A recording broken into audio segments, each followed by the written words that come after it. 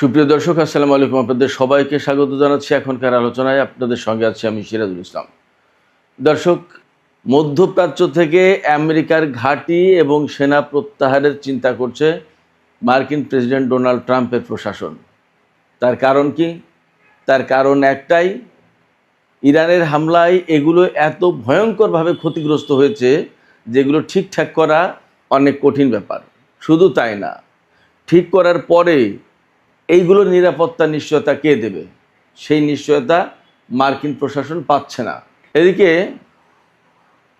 America যুদ্ধে কার্যত ইরানের বিরুদ্ধে হেরে গিয়ে এখন ইরানের উপরে মারাত্মক রকমের অর্থনৈতিক নিষেধাজ্ঞা দেওয়ার ঘোষণা দিয়েছেন ডোনাল্ড ট্রাম্প। ইকোনমিক ডুমসডে ঘোষণা দিয়েছেন। ডুমসডে মানে একদম কিয়ামত দিবস, অর্থাৎ ইরানের বিরুদ্ধে একদম কিয়ামত নাজিল করে দেবে এই রকম নিষেধাজ্ঞা দিয়েছেন। কিভাবে তিনি ইরানের বিরুদ্ধে এই কিয়ামত নাজিল করে দেবেন অর্থনৈতিক খাতে? ৪৭ বছর ধরে তো ইরান এই অর্থনৈতিক নিষেধাজ্ঞার ভেতরেই ছিল। কি করবে এখন ডোনাল্ড ট্রাম্প? এপাশে তুরস্ক এবং ইসরায়েল নিয়ে কিন্তু বড় খবর আছে। সেটি হচ্ছে, তুরস্ক এরই মধ্যে রাতের অন্ধকারে সিরিয়ায় সামরিক এবং প্রতিরক্ষা সরঞ্জাম পাঠাচ্ছে। কেন পাঠাচ্ছে? তুরস্ক ঘোষণা করেছে বা তুরস্ক বলছে, ইসরায়েল সিরিয়ায় তার অবস্থানে যে হামলা করেছে তার জবাব দেওয়ার বৈধ অধিকার তুরস্কের আছে। তাহলে সবচেয়ে বড় প্রশ্ন আসছে, তুরস্ক এবং ইসরায়েল কি সামরিক সংঘাতে জড়িয়ে যাচ্ছে? তার মানে কি দুই দেশের মধ্যে যুদ্ধ আসন্ন? এই জন্যই কি তুরস্ক আগেই বুঝতে পেরে মক্কা চুক্তি নামে পাকিস্তান সৌদি আরবের সাথে চুক্তি করেছে এবং মিশরকে এই দলে ভেড়াতে চাইছে কি ইসরায়েলকে মোকাবেলা করার জন্য? সুপ্রিয় দর্শক, এই বিষয়গুলো নিয়েই আজকের এই ভিডিওতে বিস্তারিত আলোচনা করব। আশা করি আপনারা শেষ পর্যন্ত সঙ্গে থাকবেন। আর ভিডিও যদি ভালো লাগে তাহলে লাইক, কমেন্ট, শেয়ার করবেন এবং চ্যানেলটি সাবস্ক্রাইব করে সাথেই থাকবেন। দর্শক, চলুন আমরা বিস্তারিত কথা বলি। প্রথম কথা হচ্ছে, ডোনাল্ড ট্রাম্পের প্রশাসন মধ্যপ্রাচ্যের যে সমস্ত ঘাঁটি ছিল আমেরিকার, সেই সমস্ত ঘাঁটিগুলো মোটামুটি পরিত্যাগ করার, ছেড়ে দেওয়ার চিন্তা করছেন। কারণ হচ্ছে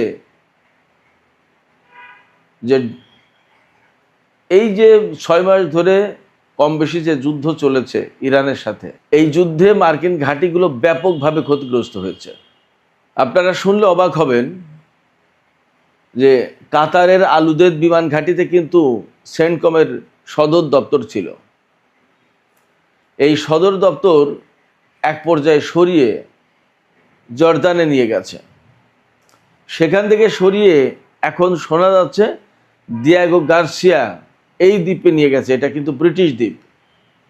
এই ব্রিটিশ দ্বীপের ভেতরে আমেরিকার সামরিক ঘাঁটি আছে। সেই ঘাঁটি থেকে এখন সেন্টকমের কার্যক্রম পরিচালনা করা হচ্ছে। ওমান উপকূল থেকেই সেন্টকমের দূরত্ব হচ্ছে 3500 থেকে 4000 কিলোমিটার পথ। ইরান থেকে আরও দূর। সেক্ষেত্রে অনেক দূর থেকে এখন সেন্টকমের কার্যক্রম পরিচালনা করতে হচ্ছে। শুধু এখানেই শেষ কথা না, মধ্যপ্রাচ্যের বিভিন্ন ঘাঁটিতে যে সমস্ত আমেরিকার সেনা মোতায়েন ছিল তাদেরকেও মধ্যপ্রাচ্য থেকে, অর্থাৎ এই সমস্ত ঘাঁটি থেকে আমেরিকায় সরিয়ে নিয়ে যাওয়ার চিন্তা করা হচ্ছে। এই কথা কিন্তু আমার না, এই কথা খোদ ওয়াশিংটন পোস্ট এই খবর দিয়েছে। ওয়াশিংটন পোস্ট হচ্ছে আমেরিকার খুবই গুরুত্বপূর্ণ একটি সংবাদ মাধ্যম, খুবই গুরুত্বপূর্ণ পত্রিকা, অত্যন্ত প্রভাবশালী। Washington post, new York Times, তারপরে ওয়াল স্ট্রিট জার্নাল, এখনকার এক্সিওস, সে সমস্ত খুবই গুরুত্বপূর্ণ গণমাধ্যম এখন আমেরিকার। সিএনএন তো আছেই। তো সেই ওয়াশিংটন পোস্ট খবর দিচ্ছে যে মধ্যপ্রাচ্য থেকে আমেরিকার এই সমস্ত সেনাদেরকে সরিয়ে নিয়ে যাওয়ার চিন্তা করা হচ্ছে। আর সাথে সাথে ঘাঁটিও আর পুনর্নির্মাণ করবে না, কারণ এ সমস্ত ঘাঁটি বেশিরভাগ ক্ষেত্রে পুনর্নির্মাণ করার অযোগ্য। আর এইগুলো পুনর্নির্মাণ করতে গেলে বিপুল পয়সা খরচ যাবে। এবং সবচেয়ে বড় কথা, এই ঘাঁটিগুলো পুনর্নির্মাণ করলো বা করা শুরু করলো, আবার যদি সেখানে ইরান হামলা চালায় তাহলে কি করবে? এই ঘাঁটিগুলো আর ইরানের মুখে আমেরিকা কোনোদিন আস্ত রাখতে পারবে বলে মনে হয় না, এবং সেই ভরসা তাদের নেই। যার কারণে মধ্যপ্রাচ্য থেকে আমেরিকা ঘাঁটি এবং সেনা সবই সরিয়ে নিয়ে যাওয়ার চিন্তাভাবনা করছে। আমি আপনাদেরকে একটা বিষয় পরিষ্কার করি, এটা কিন্তু এখনও চিন্তাভাবনার পর্যায়ে রয়েছে, এ নিয়ে আলোচনা হচ্ছে, বিষয়টি বিবেচনা করা হচ্ছে, কিন্তু ফাইনাল ডিসিশন হয়নি। তবে যে পথে গেছে আমেরিকা, যে পরিস্থিতি তৈরি হয়েছে, তাতে তাদেরকে ফাইনাল ডিসিশন নিতে হবে। ইরানের বিরুদ্ধে আমেরিকা যুদ্ধ করতে এসে ব্যাপকভাবে অর্থনৈতিক ক্ষতির মুখে পড়েছে। আপনারা শুনলে অবাক হবেন, এতদিন ৩৫ ট্রিলিয়ন আমেরিকার যে বৈদেশিক এবং অভ্যন্তরীণ ঋণের পরিমাণ ছিল, সেটা ছিল ৩৫ ট্রিলিয়ন মতো বা ৩৭। আজকে খবর দেখলাম যে ৪০ ট্রিলিয়নে গেছে। তার মানে প্রচণ্ডভাবে একটা ঋণগ্রস্ত জাতি। আমরা তাদেরকে দেখতে পাই বাইরে থেকে, বিরাট ব্যাপার স্যাপার, কিন্তু যারা তাদের কাছে টাকা পাবে, এই যে ঋণগুলো যারা দিয়েছে, যাদের কাছ থেকে ঋণ নিয়েছে, তারা যদি ঋণ পরিশোধের জন্য চাপ দেয়, তাদেরকে দিয়ে দিতে হয়, তাহলে আমেরিকার অর্থনীতি কিন্তু একদম জিরো হয়ে যাবে, ফতুর হয়ে যাবে, আমেরিকা ধসে পড়বে। আমেরিকা ধসে পড়লে সেই দেশগুলো তাদের পণ্য কিভাবে কোথায় বিক্রি করবে? এই ঝামেলার কারণে সরাসরি আমেরিকার কাছ থেকে পুরো টাকা তুলে নিতে পারে না, নিলে একদম বিশ্ব অর্থনীতিতে মারাত্মক ঝাঁকুনি সৃষ্টি হবে, কলাপস করবে। কিন্তু আমেরিকা ভেতরে ভেতরে কিন্তু ফাফা। যাই হোক, ইরানের সাথে যুদ্ধ করতে এসে আরও খারাপ অবস্থা তৈরি হয়েছে। তারা মনে করেছিল ভেনিজুয়েলা দখল করে ফেলেছে, বিপুল পরিমাণে তেল সম্পদ তাদের অধিকারে গেছে, এবং ইরান দখল করলে একদম পুরো বিশ্ব তাদের কবজায়, কোনো ব্যাপার না। মধ্যপ্রাচ্যে ইরানকে দখল করতে পারলে তো পুরো মধ্যপ্রাচ্য তাদের একদম পুরোপুরি কন্ট্রোলে থাকতো, বিরাট ব্যাপার। এবং চীন এখান থেকে কর দিয়ে, আমেরিকাকে কর দিয়ে চীন এখান থেকে তেল নিত, বা আরও যে সমস্ত বিষয় ছিল। তাদের পরিকল্পনা ছিল যে ২-৩ দিনের ভেতরেই পুরোটা দখল করে নিয়ে একদম মানে মৌজ করে খাবো, এবং এই একা একা খাবো বলে ডোনাল্ড ট্রাম্প ইউরোপীয় ইউনিয়নকে বলেনি, নেটো জোটকে বলেনি, কাউকেই বলেনি। একা একা মাতব্বরি করবে, একা একা বাজিমাত করবে, এবং একা একা ইরানের সম্পদ ভোগ করবে, এই ধান্দায়। কিন্তু এখন ব্যাটেল ফিল্ডে নেমে দেখে যে ঘটনা উল্টে গেছে। ওই যে আমি বলি যে মনে করেছে নরম কিছু, দিয়েছে কামড়, দেখে যে লোহার দণ্ড, দাঁত সবগুলো গেছে ভেঙে। সেই রকম একটা অবস্থা আমেরিকার। ইরানের সাথে যুদ্ধ করতে এসে দেখে যে পরিস্থিতি খারাপ। ভাই, শুধু আমেরিকা কেন, সারা বিশ্বের সব মানুষই তো প্রায় একইভাবে কথা বলেছিল যে ইরানকে তো 2 দিনের ভিতরে তুড়ি মেরে উড়িয়ে দেবে। ইসরায়েল এবং আমেরিকা যখন লেগেছে, তখন কি ইরান টিকতে পারবে? ইরানের বিমান বাহিনী নেই, নৌবাহিনী নেই, কী দিয়ে যুদ্ধ করবে, কত কিছু। এবং এই যুদ্ধকে নাম দেওয়া হয়েছিল অ্যাসিমেট্রিক যুদ্ধ, অসম যুদ্ধ। মানে ইরান একটা খুব দুর্বল ছোট ফকির দেশ, আর আমেরিকা বিরাট হাতি পালোয়ান, তার সাথে যুক্ত হয়েছে ইসরায়েল। এই যুদ্ধকে অ্যাসিমেট্রিক যুদ্ধ বলেছে সবাই, আমি শুধু কখনোই বলিনি অসম যুদ্ধ। আমি সবসময় বলেছি এই যুদ্ধে ইরান প্রচণ্ডভাবে শক্তিমত্তা নিয়ে লড়াই করবে। শুধু তাই না, সম্ভবত বিশ্বে আমি একমাত্র ব্যক্তি যে ব্যক্তি বলেছে ইরান তার বিমান শক্তি দেখাতে পারে, সক্ষম, দেখাবে। আমার এই কথা ফেসবুকে পোস্ট দেখে বা ইউটিউবে আলোচনা শুনে সবাই হাসাহাসি করেছে। অনেকে বলেছে যে ইরানের বিমান তো ভাঙাড়ির দোকানে বিক্রি হবে না, ইরানের কি বিমান আছে নাকি, কি করবে, কিছুই নেই, নানান কথা।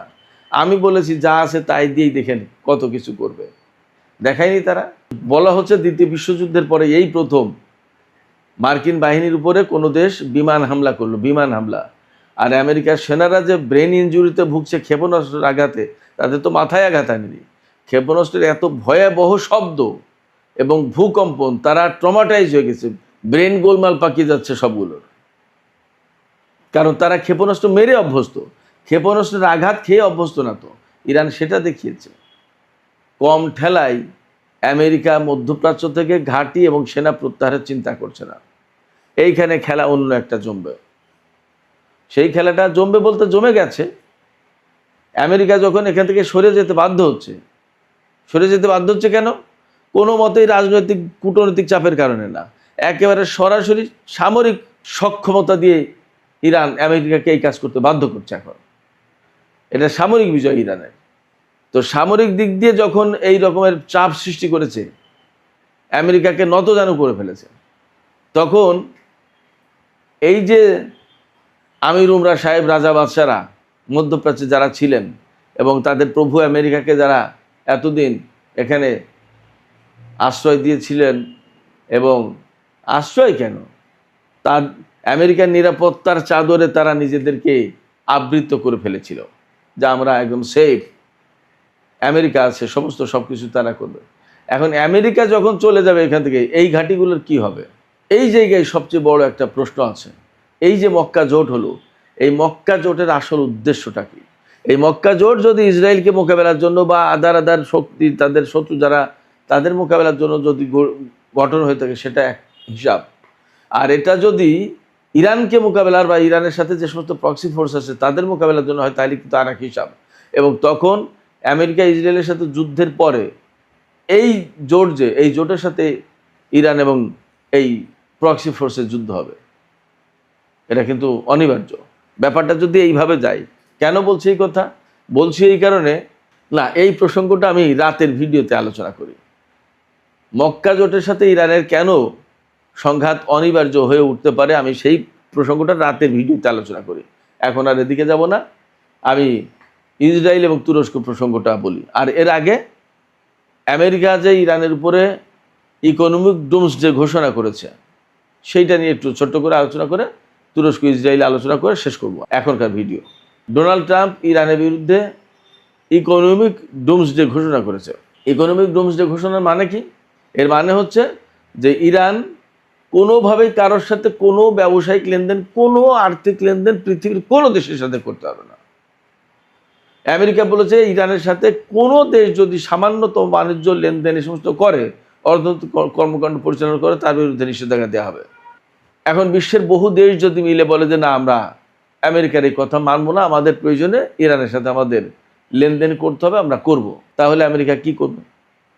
যদিও এই ব্যাপারটা একদম সহজ না, এটা বলবে না অনেকেই, কারণ পৃথিবীতে আমেরিকাকে উপেক্ষা করা বা আমেরিকার চোখে চোখ রেখে কথা বলার সাহস খুব কম দেশের নেতার, কম দেশের আছে, কম দেশের সরকারের আছে, যার কারণে তারা এই কথা বলতে পারবে না। তারা মুখে এক কথা বলবে আর অন্তরে আর এক কথা পুষে রাখবে। অন্তরে আমেরিকাকে ঘৃণা করবে, কিন্তু মুখে তার সাথে ঠিকই বন্ধুত্ব রাখবে। এগুলো হলো দ্বিচারিতা, ইসলামী পরিভাষায় মুনাফিকি বলা হয় সম্ভবত। যাই হোক, এটা শুধু মুসলিম দেশগুলো করছে না, হিন্দু, মুসলিম, বৌদ্ধ, খ্রিস্টান সবাই করছে।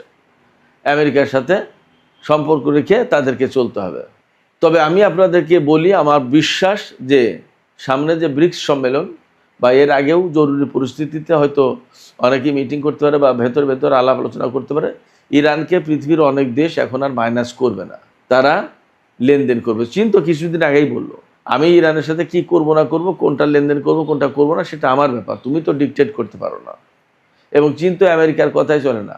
আমেরিকা কি টাকা দিয়ে চীনের অর্থনীতি পরিচালনা করে যে চীন তার কথা মতো চলবে? চীন তার প্রয়োজন মতো সিদ্ধান্ত নেবে যে আমি কার সাথে লেনদেন করবো, কার সাথে করবো না, কার সাথে কতটুকু লেনদেন করব, কতটুকু করবো না। বিশ্বের প্রত্যেকটি রাষ্ট্রকে আমেরিকা এইভাবে জোর করে বাধ্য করতে পারে না, এটা কোনো আইন হতে পারে না। এবং সবচেয়ে বড় কথা কি, এই যে অর্থনৈতিক নিষেধাজ্ঞা এইভাবে দিল বা দিচ্ছে, তারা কতটুকু বাস্তবায়ন করতে পারবে এবং ইরান মরে যাবে নাকি টিকে থাকবে, সে প্রশ্ন তো আছে। 47 বছর ধরে ইরান যেহেতু আমেরিকার নিষেধাজ্ঞার ভেতরে ছিল, সারা বিশ্ব একসময় ইরানকে বয়কট করেছিল। এখন তো অনেক দেশ ইরানের সাথে লেনদেন করে সুখী হয়, খুশি হয়, সেই অবস্থা নেই। যাই হোক, তো ইরান নিশ্চয়ই টিকে যাবে, টিকতে পারবে। কিন্তু প্রশ্ন হচ্ছে যে এই যে আমেরিকা ইরানের উপরে এভাবে ভয়ঙ্কর নিষেধাজ্ঞা দিল, এই নিষেধাজ্ঞা দেওয়ার মানে কি? এই নিষেধাজ্ঞা দেওয়ার মানে হচ্ছে ইরানের জনগণ, শিশু, নারী, বৃদ্ধ, ইরানে তো সব মুসলমান না, খ্রিস্টান, ইহুদিও তো আছে, তারা সবাই যাতে না খেয়ে মরে, ব্যাপারটা তো এই। তো একটা দেশের জনগণকে না খেয়ে মারার ব্যবস্থা করার, উদ্যোগ নেওয়ার অধিকার বিশ্বের কোনো আইন দিতে পারে? এটা কেমন কথা? এটা কেমন আইন, কেমন মানবতা? তারা গণতন্ত্রের কথা বলে, তারা মানবতার কথা বলে, তারা মানুষের অধিকারের কথা বলে। এই কি মানবতা, এই কি গণতন্ত্র, এই কি মানুষের অধিকার? এই প্রশ্ন রেখে আমি ইসরায়েল এবং তুরস্ক প্রসঙ্গে চলে যাচ্ছি। তুরস্ক থেকে বলা হচ্ছে ইসরায়েল সিরিয়ায় তুরস্কের যে অবস্থানে হামলা চালিয়েছে, এই হামলাটা মূলত তুরস্কের উপরেই হামলা, এবং এই হামলার জবাব দেওয়ার বৈধ অধিকার রাখে তুরস্ক। তুরস্ক মনে করছে তার লোকজন, তার লজিস্টিক্স সাপোর্ট সিরিয়ার বিমানবন্দরে ছিল এবং সেখানে সেই বিমানবন্দর রিবিল্ডিং, পুনর্গঠনের কাজ করছে তুরস্ক। সেখানে যে সমস্ত যন্ত্রপাতি, কলকবজা, লোকজন যা ছিল সমস্ত সবকিছু তুরস্কের। সেখানে হামলা মানে তুরস্কের উপরেই হামলা। তো নিজের আত্মরক্ষার অধিকার তুরস্কের যেহেতু আছে, তুরস্ক সেই জায়গা থেকে বলছে যে আমি এই হামলার জবাব, এই হামলার প্রতিক্রিয়া দেখানোর অধিকার রাখি এবং আমরা দেখাবো। এবং আমি একটা ভিডিও ফুটেজেই দেখলাম, এটা বাইরের কোনো প্রচারণা নাকি আমি জানি না, বাট দেখলাম যে রাতের অন্ধকারে তুরস্ক সিরিয়ায় সামরিক সরঞ্জাম, প্রতিরক্ষা সরঞ্জাম এগুলো পাঠাচ্ছে এবং বলা হচ্ছে তুর্কি গোয়েন্দা সংস্থার তত্ত্বাবধানেই এই কাজগুলো করা হচ্ছে। এবং এখান থেকে ধারণা করা হচ্ছে বা বলা হচ্ছে যে তুরস্ক ইসরায়েলের বিরুদ্ধে একটা প্রতিশোধমূলক হামলা চালাতে পারে, বা ইসরায়েল যদি তুরস্কের বিরুদ্ধে আবার নতুন করে হামলা চালায় তা প্রতিরোধ করার জন্য এই সামরিক শক্তি সঞ্চয় করছে সিরিয়াতে। এবং চলতি মাসের শেষ দিকে তুরস্কের 4 দেশের বৈঠক আছে। গতকালকেই দাওয়াত দিয়েছে বিভিন্ন দেশের পররাষ্ট্রমন্ত্রীকে, পাকিস্তানের পররাষ্ট্রমন্ত্রীকে, মিশর, সৌদি আরবের পররাষ্ট্রমন্ত্রীকে। এই 4 দেশ হলো তুরস্ক, সৌদি আরব, মিশর এবং পাকিস্তান। এই 4 দেশের পররাষ্ট্রমন্ত্রীরা এই মাসের শেষের দিকে, আজকে তো 20 তারিখ, এই মাসের শেষের দিকে তারা বসবে। ধারণা করা হচ্ছে এর ভেতরে যদি ইসরায়েলের সাথে তুরস্কের বড় ধরনের কোনো সংঘাত না শুরু হয়, তাহলে ওই বৈঠকে ইসরায়েল তুরস্কের যে বর্তমানের যে উত্তেজনা, এই সমস্ত বিষয় নিয়েও আলোচনা হবে। এবং সম্ভবত ওই বৈঠকে মিশরের যোগদানের বিষয়টি গুরুত্ব দিয়ে আলোচনা হতে পারে, এমনকি যোগদানের বিষয়টি নিশ্চিত করাও হতে পারে। দেখা যাক পরিস্থিতি কি দাঁড়ায়। তো সুপ্রিয় দর্শক, এখনকার আলোচনা এখানে শেষ করতে চাইছি। আলোচনা শেষের আগে আপনাদের কাছে মতামত জানতে চাই, আমেরিকা যে মধ্যপ্রাচ্য থেকে তাদের সামরিক ঘাঁটি সরিয়ে নেওয়ার চিন্তা করছে, তাদের সেনা প্রত্যাহারের চিন্তা করছে, বিষয়টা কি চূড়ান্তভাবে সিদ্ধান্ত হতে পারে, অর্থাৎ চূড়ান্তভাবে সেনা এবং সামরিক ঘাঁটি সরিয়ে নিতে পারে? আপনাদের কি মনে হয়? এবং এই যে ঘাঁটি সরিয়ে নিয়ে যাওয়ার চিন্তা করছে, সেনা প্রত্যাহারের চিন্তা করছে, এটা কি আপনারা মনে করেন ইরানের সামরিক চাপের কারণেই আমেরিকা এটা করতে বাধ্য হচ্ছে? আপনাদের মতামত জানিয়ে কমেন্টে লিখতে পারেন। আর ভিডিও ভালো লাগলে লাইক, কমেন্ট, শেয়ার করবেন এবং চ্যানেলটি সাবস্ক্রাইব করে সাথেই থাকবেন। দর্শক, এখনকার মতো আলোচনা এখানেই শেষ করছি। আপনারা সবাই অনেক অনেক ভালো থাকুন। আল্লাহ হাফেজ।